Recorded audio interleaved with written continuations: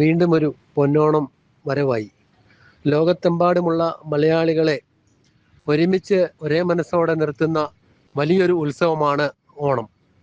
ഒത്തുചേരലിൻ്റെ, സമ്പത്തിൻ്റെ, സന്തോഷത്തിൻ്റെ ഉത്സവമാണ് ഓണം.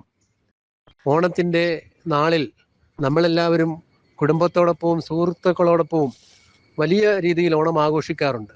പക്ഷേ വളരെ വർഷങ്ങൾക്ക് മുമ്പ് കുടുംബ ബന്ധങ്ങളെയും സുഹൃത്ത് ബന്ധങ്ങളെയും സമൂഹത്തെയും ഒന്നാകെ ദൃഢപ്പെടുത്തുന്ന വലിയ ഉത്സവമായിരുന്നു ഓണം. ഇന്ന് ആ ഓണത്തിൻ്റെ പ്രൗഢി കുറഞ്ഞു വരികയാണ്. എല്ലാവരും അതൊന്ന് ഓർമ്മിക്കണം.